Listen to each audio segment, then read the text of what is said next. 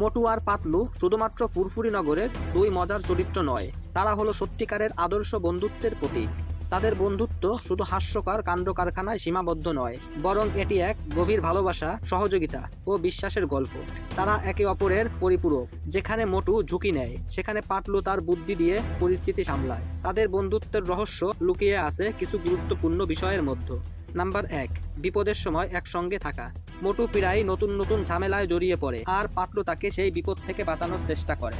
যখনই মোটু কোনো বিপদে পড়ে, পাতলু তার পাশে থাকে এবং সবসময় তাকে সাহায্য করার উপায় খোঁজে। পাতলু মোটুকে কখনো একা ফেলে যায় না, বরং নিজের বুদ্ধি দিয়ে সবকিছু ঠিক করার চেষ্টা করে। বন্ধুত্বের আসল মানে হলো কঠিন সময়ে একে অপরের পাশে থাকা, যা মোটু আর পাতলুর মধ্যে সুস্পষ্টভাবে দেখা যায়। নাম্বার 2, একে অপরের দুর্বলতা মেনে নেওয়া।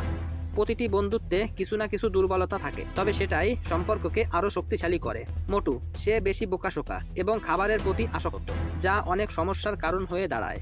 পাতলু, সে বুদ্ধিমান তবে শারীরিকভাবে দুর্বল, তাই লড়াই করতে পারে না।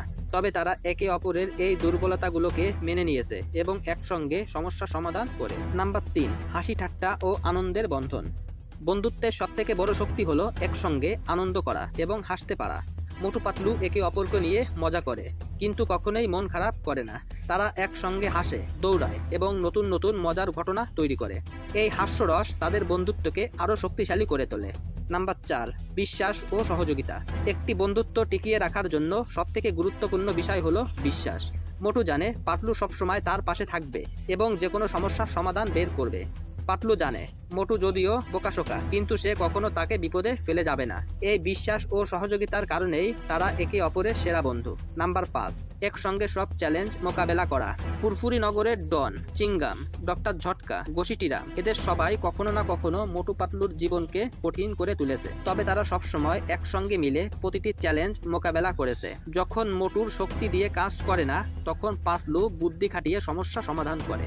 তারা কখনোই একে অপরকে ছেড়ে দেয় না, বরং সব সমস্যা হাসিমুখী মেনে নেয়। নাম্বার 6, কোনো স্বার্থ ছাড়া বন্ধুত্ব। আজকাল অনেক বন্ধুত্ব স্বার্থের উপর ভিত্তি করে তৈরি হয়, কিন্তু মোটু পাতলুর বন্ধুত্ব নিঃস্বার্থ। তারা একে অপরকে সাহায্য করে, কোনো প্রতিদানের আশা না রেখেই। তারা একে অপরকে ভালোবাসে, কারণ তারা সত্যিকারের বন্ধু। শুধু কাজের সময় নয়, সব সময় একসঙ্গে থাকে। সংক্ষেপে বলতে গেলে মোটু পাতলুর বন্ধুত্ব শুধু হাসির জন্য নয়, এটি আদর্শ বন্ধুত্বের প্রতীক। তাদের বন্ধুত্বের রহস্য লুকিয়ে আছে ভালোবাসা, সহযোগিতা, হাস্যরস, বিশ্বাস ও আত্মত্যাগের মধ্যে। আজীবন বন্ধুত্ব কেমন হওয়া উচিত সেটার এক অসাধারণ উদাহরণ হলো মোটু ও পাতলু। বন্ধুত্ব মানে শুধু একসঙ্গে হাসা নয়, একসঙ্গে সব সমস্যার মোকাবেলা করা। এটাই মোটু পাতলু বন্ধুত্বের আসল রহস্য। বন্ধুরা, এই ছিল আজকের ভিডিওটি ভালো লাগলে একটা লাইক করো, আর চ্যানেলে নতুন হয়ে থাকলে সাবস্ক্রাইব করো। কথা হবে আগামী এপিসোডে। আজকের মতো এই পর্যন্তই। ধন্যবাদ।